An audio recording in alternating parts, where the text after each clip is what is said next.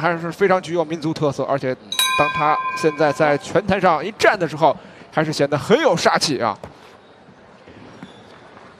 双方第一回合已经开始了。这位爱沙尼亚选手也是真的非常强壮。身高上的阻力呢是有一些优势。阻力的力量、重拳也是他的强项。 都是超重量级的比赛，都是168磅。那么伊利夏提和祖利皮卡尔呢，他们这风格上就是有着明显的不同啊。是的。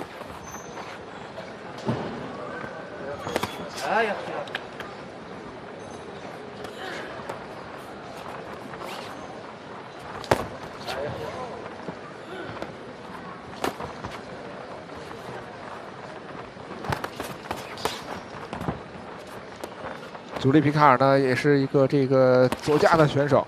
Step back, step back, step back. Come on.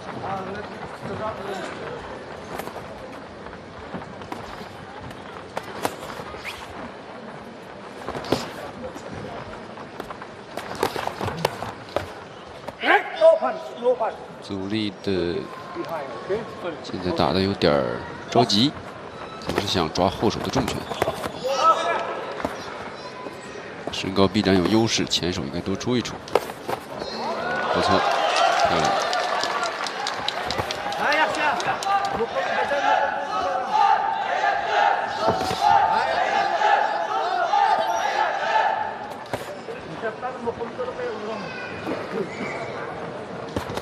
漂亮！哎，对方也是闪躲非常迅速。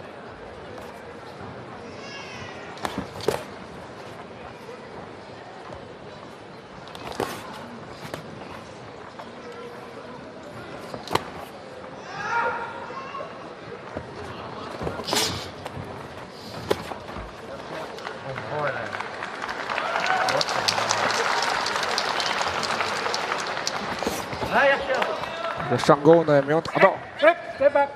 今天呢，这帕维尔呢也是几次啊避开了祖利皮卡尔的重拳。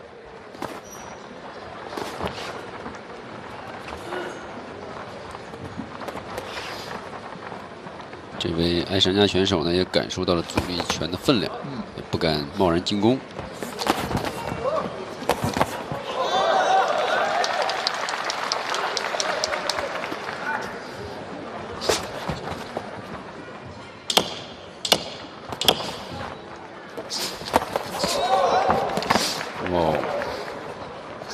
对方还是非常会抓机会啊，趁着逼到这个围城边的机会啊，来连续的这个出力主拳。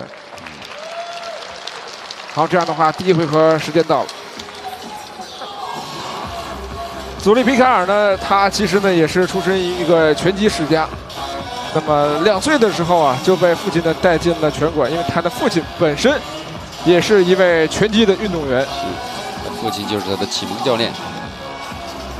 所以在很小的时候呢，少年的祖利皮卡尔呢就接受了拳击的训练，而且是展露出了拳击的天赋啊。13岁就入选了新疆拳击队，而且一待呢就是7年，在这儿呢也是练就了非常扎实的基本功。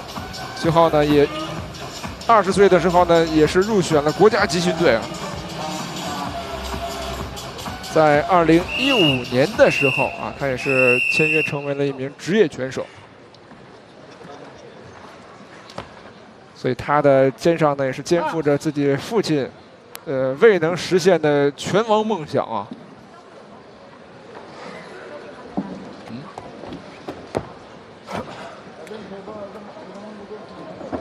这个红角什么情况？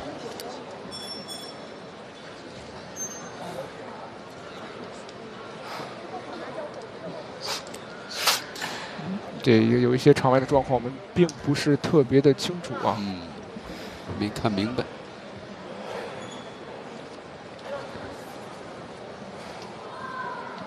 哦，是手套的胶带，这个没有粘牢，我再粘一下。其实祖利皮卡尔呢和前面出场的伊利夏提呢也是新疆拳击的双子星啊，两个人呢也是发小，从小呢就在拳击队呢一起训练。对，两个人打的也是同一级别，但是风格。